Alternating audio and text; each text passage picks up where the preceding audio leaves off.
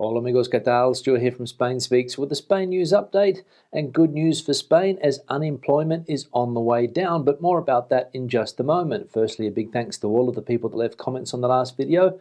Lots of comments, lots of debate happening there as usual. Thanks to people that supported the channel by buying merchandise, and a big thanks to my patrons on Patreon for your ongoing support. Now, let's get into the news, and as I said, some good news as far as unemployment is concerned here in Spain, as there was a historic fall in unemployment in November to pre-pandemic levels with record employment figures. The labour market continues to show signs of improvement after the blow dealt by the pandemic. For yet another month, now 9, the number of unemployed registered in the offices of the State Public Employment Service SEPI has been reduced, specifically by 74,381 people, marking the best November since records have been kept and thus recovering the levels prior to the pandemic.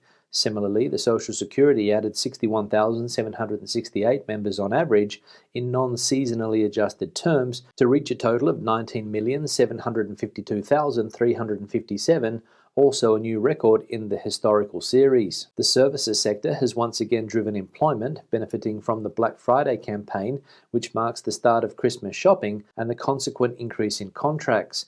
Not only was the record number of signings for the month of November reached, but also the number of permanent contracts reached record highs, 282,981. Moreover, the number of workers on temporary layoffs ERTE continues to fall, and as of December the 1st, 125,632 people were registered in this situation, the minimum so far provisional data. So, a historic fall in unemployment here in Spain during the month of November, with Black Friday sales and the services sector leading the charge. But with all good news here in Spain comes bad news, and the OECD has left Spain at the tail end of European recovery.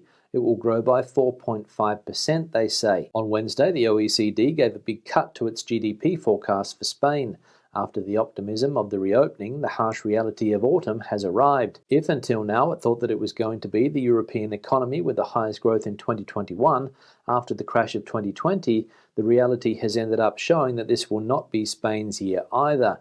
The poor recovery data recorded since the end of the state of alarm have dashed all hopes, and now the OECD is pointing to growth of 4.5% this year, a figure that is no less than 2.3 percentage points lower than it estimated just 3 months ago. For 2022, the cuts are maintained. It estimates a GDP growth of 5.5% compared to the 6.6% it anticipated in September. This means that the growth lost in 2021, compared with forecasts, is not capitalized in 2022, but that the recovery continues to be delayed. Between the 2 years, 2021 and 2022, the cut in forecasts amounts to 3.5 points. That is, almost 2 years of normal growth for Spain. So there we go. The job market is recovering here in Spain, but economic forecasts from organizations like the OECD are being cut. Now, if you're living here in Spain and drive a car, be careful because new rules and regulations were yesterday approved by the Parliament. And one of the main changes in the new traffic law, 6 points for using a mobile phone and courses to get them back. The Congress of Deputies on Thursday approved the new reform of the traffic law with 190 votes in favour, 139 abstentions and none against of the 329 deputies present. It will come into force 3 months after it is published in the official State Gazette. The text revises the offences that entail the loss of points on the driving licence, prohibits exceeding the speed limit when overtaking on conventional roads, and establishes a zero alcohol limit for minors, among other matters. It will also be considered a very serious offence to carry in the car, even if they are not activated, radar jammers, cinemometers, which measure the speed of the vehicle, and radar detection mechanisms. These are not systems that warn of the position of the radar, such as Google Maps, Waze, or any GPS, but rather systems that detect radars and inhibit the signal. So various new traffic rules and regulations will come into force here in Spain in early 2022. And if you get caught using your mobile phone while driving here in Spain, you're going to lose 6 points and have to do a course to get them back. Now, the person that is being touted as a future Prime Minister here in Spain, Yolanda Theath, is making headlines again today. And she has affirmed that she saw what was going to happen with COVID 3 weeks before the 8th of March demonstrations in 2020. The second Vice President of the government, Yolanda Theath, said on Thursday that she was accused of scaremongering when, in the run-up to the 8th of March 2020, she presented a guide for companies on how to deal with the coronavirus, which was already hitting Italy hard. This is what Theath said after being asked about this episode, which occurred a few days after the number of cases in Spain soared and a state of alarm was declared, and which brought the government into conflict on the eve of the celebration of International Women's Day. The government itself invited people to attend demonstrations, which it said was still in a containment phase. So according to Ms. Theath, she warned the government of what was going to happen here in Spain with COVID 3 weeks before those 8th of March demonstrations, and 4 weeks before the country was placed in a severe lockdown because COVID was out of control. Now, the government announced yesterday that children here in Spain between the ages of 5 and 11 will be vaccinated in December, and the government has announced 3.3 million doses of vaccines to arrive for children aged 5 to 11 years of age. The Minister of Health, Yolanda Theath, has announced that Spain will receive 3.3 million doses of the COVID-19 vaccine for children aged 5 to 11 years. The Pfizer vials will arrive from the 13th of December and will be distributed among the autonomous communities in proportion to their child population. The government plans 2 deliveries. The first 1.3 million doses will be delivered in December and 2 million in January to immunise the 3.3 million children of that age, according to the information provided by the minister. This means that by the beginning of the year, the entire group will have received the first dose of the regimen. Theath also announced that the Public Health Commission will meet next Tuesday to analyse the recommendations of the Vaccines Committee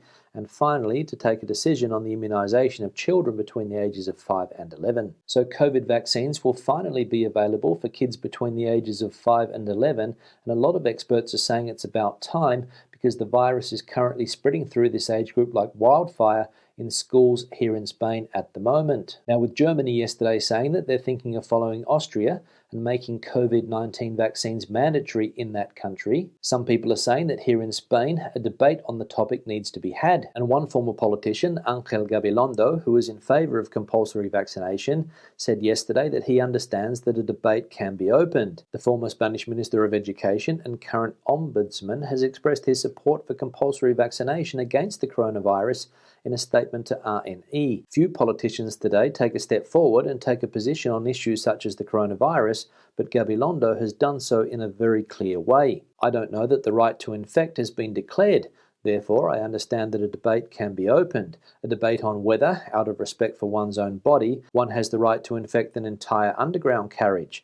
These are the exact words used by Ángel Gabilondo to express his views on compulsory vaccination. So former politician Ángel Gabilondo taking a strong stance on mandatory vaccination. Let's see if anybody listens to him. Now let's have a look at a summary of the health situation here in Spain, and we can see that accumulated incidence rate still rising and now sits at 234. Hospital pressure remains steady at 3%, and there are 4,093 COVID patients hospitalised around the country. However, ICU pressure is on the rise and now sits at 8.4%, and there are currently 772 COVID patients in ICU. Now, we all know that immigration here in Spain is a touchy subject, and magazine The Economist has published an article saying that Spain needs immigrants, but does it still want them? It is the season of calm seas off the Sahara, and each week several hundred African migrants turn up on the shores of the Canary Islands, packed tightly into open fishing boats. Some of them, especially those from Mali, are fleeing violence. Many more are economic migrants, lured by the prospect of much higher wages in Europe, if they can somehow get there. Modern Spain acquired an immigrant population later and more suddenly than other Western European countries. In 1998, there were just 1.2 million foreign-born residents. By 2010, there were 6.6 million out of a total population of 47 million. Many went home during the economic slump of 2008 to 2012. Now their number is rising again to 7.2 million last year. The choice is whether to admit more immigrants. Some say Spain needs them. Even more than in most rich countries, Spain's fertility rate has tumbled from 3 children per woman in 1964 to 1.2 today. So in the future, fewer workers will have to support a lot more pensioners, unless Spain raises the retirement age or lets in more young immigrants, or both. So Spain needs more immigrants because people are not having as many children as they used to do, but The Economist is asking the question, does it still want them? An interesting question, especially given the rise in recent years of far-right anti-immigration political parties like Vox. Now let's have a look at some of the comments from previous videos. One here from William. In Vancouver, we show double vax card for indoor activities, pubs, etc. Things are fine. Wearing a mask to get to your table seems a bit odd, but not a big deal. Other than all the BS with flying, things are fine. On the surface anyway. Yeah, William, thanks for the comment and adding to the debate about compulsory COVID certificates to enter indoor public spaces. We know that here in Spain, some autonomous communities have made COVID certificates a requirement to enter places like bars and restaurants or hospitals. In fact, they will most likely be in use in the majority of autonomous communities here in Spain over the Christmas period. And in my humble opinion, I don't know what all the fuss is about. Get vaccinated, get your certificate, and try to live your life as normal as possible. One here from Jose Antonio. I wonder whether Netflix will make dubbing work in English-speaking countries. In the Spanish America, foreign films come with Latino dubs. The Latino accent is an artificial invention that supposedly sounds more or less neutral in American countries, although it's mostly Mexican. Jose Antonio, thanks for the comment and referring to a piece of news that we saw the other day about how Catalonian Independence Party wants streaming platforms like Netflix to put 6% of its content into regional languages here in Spain, for example, Catalan. And I have seen that neutral Latino-Spanish accent that you talk about there in your comment, and I suppose it's necessary in a place like Latin America because it would be impossible to dub every film in all of the different accents that they have there. And when it comes to the dubbing of foreign films and television series in English-speaking countries on platforms like Netflix, it already happens. For example, the Spanish series The Money Heist was available on Netflix in English. Inspector Alicia Sierra has betrayed the police force. And the recent smash hit The Squid Game was dubbed into English from Korean. But the question is, do people in English-speaking countries watch the original version with subtitles or the dub version? Let us know what you guys do in the comment section below. One here from Dave. I'm in central Madrid and not keen on the jab. Anyone making moves to make it compulsory in this region? And any penalties? Yeah, Dave, thanks for the comment. And as we saw earlier in the video, there is talk about making the jab compulsory here in Spain. We saw how former politician and the current ombudsman here in Spain, Ángel Gabilando, wants to start a debate on the topic. But apart from that, I haven't heard much on the topic, and I don't know whether Mr. Gabilando's friends in the current government are going to listen to him or not. And if COVID-19 vaccines do become compulsory here in Spain, it will be at a national level and not at an autonomous community level like COVID certificates are currently. So don't worry, nobody is going to force you or the 5% of the population that you belong to get vaccinated yet. One here from Tobias. Was walking today a couple of blocks away from the Callao metro station off the Madrid number 5 line and saw this huge line snaking for blocks going into what looked to be a lottery shop called Doña Manolita. While there were a dozen individuals selling lottery tickets in the immediate area and other kiosks nearby that sold lottery tickets. I know that there is a special premio right before Christmas, but today is December the 1st. Any ideas what was going on? Yeah, Tobias, thanks for the comment. And the lottery shop, Doña Manolita, is one of the most famous and popular lottery outlets here in Spain. In fact, people start queuing up to buy their Christmas lottery there as soon as the tickets become available. And I think the reason why this lottery shop is so popular is because many winning Christmas lottery tickets have been sold there in the past. And if you thought the queues the other day were long, wait until this weekend when people from all over Spain will come to Madrid and try and buy a ticket there, which is funny because you can buy them online. And finally, one here from Dave. Although masks are supposed to be worn again in UK shops, it is noticeable that a lot of people are not doing so. They obviously feel protected by the vaccine and not at fault if they spread the virus to the unjabbed, who have had plenty of opportunity to get protected. Early signs seem to show that this strain is much more contagious but less deadly, so it is possible that it will spread rapidly, reach herd immunity, and basically disappear.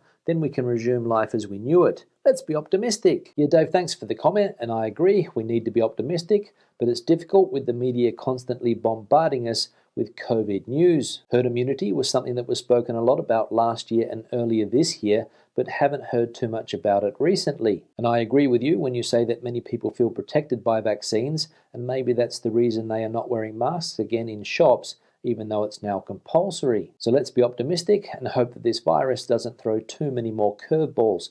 On that note, I'll wrap the video up. Questions and comments, please leave them in the section below. Debate the video out as you normally do. Give it a thumbs up if you liked it, thumbs down if you didn't. I'll see you in the next one. Hasta luego.